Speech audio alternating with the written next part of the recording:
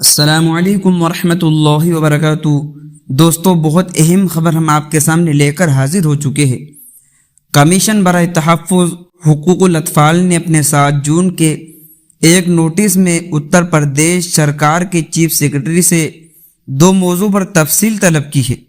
Number 1، Uttar Pradesh میں ایسے مدرسوں کے تحقیقات کی جائے جو حکومت سے امداد یافتہ ہے یا غیر مسلم طلبہ تعلیم حاصل کر رہے ہیں۔ نمبر 2، اسی طرح وہ مدرسے جو حکومت سے منظور شدہ نہیں ہے ان کی بھی نشاندہی کرنے کو کہا گیا ہے۔ اسی کے ساتھ ایسے مدرسوں میں پڑھنے والے غیر مسلم طالب علموں کو ان مدرسوں سے نکال کر الگ اسکولوں میں داخل کرانے کا حکم دیا گیا ہے۔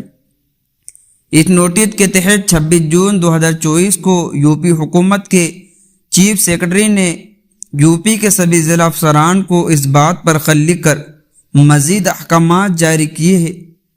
جس کمیشن برائے تحفظ اطفال کا مدرسوں کے خلاف یہ اقدام 4 بنیادی وجوہات کی بنا پر غیر قانونی اور آئین کی سرخلاف ہے۔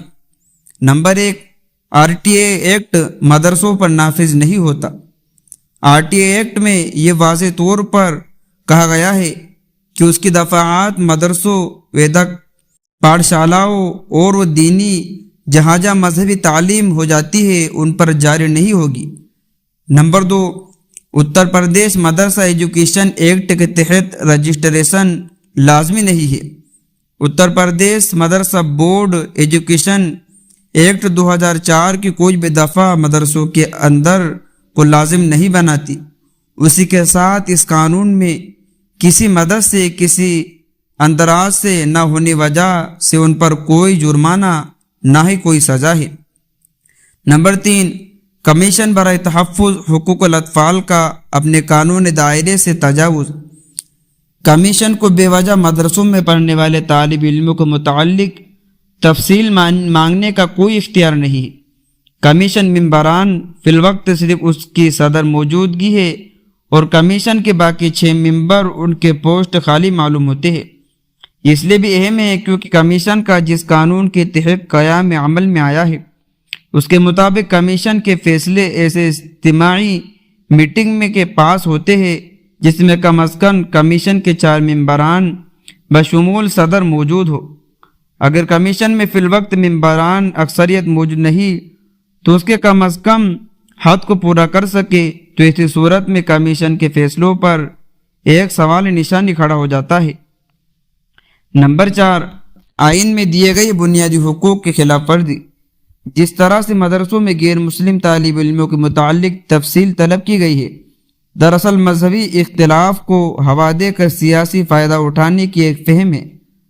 ویدک پاٹھشالاؤں کی طرف ہی ہندوستان کے مدارس بھی یہاں کی تاریخ اور تہذیب کا ایک اہم حصہ ہے۔ حالات حاضر کے مطابق آج کے مدارس ماڈرن اور جدید تعلیم مہیا کرا رہے ہیں۔ ایسے میں غیر مسلم بچوں کا مدرسوں میں پڑھنا آئینی طور پر ایک فخر کی بات ہونی چاہیے تھی، مگر افسوس ہے کہ کمیشن کے کچھ کارکن اپنے قانونی دائرے سے تجاوز کر کے مدارس کے خلاف اس طرح کا غیر قانونی اور غیر آئینی حکم جاری کر کے اختلاف پیدا کرنے کی کوشش کر رہے ہیں۔ تو دوستو، یہ تھا علماء اکرام اور جامعۃ علماء ہند کا وہ نوٹس جو ہمیں آپ کے سامنے پیش کیا ہے۔ اب آپ لوگوں کی کیا رائے ہے ہمیں کمنٹ کر کے ضرور بتائیے۔ ملتے ہیں نیکسٹ ویڈیو میں۔ السلام علیکم۔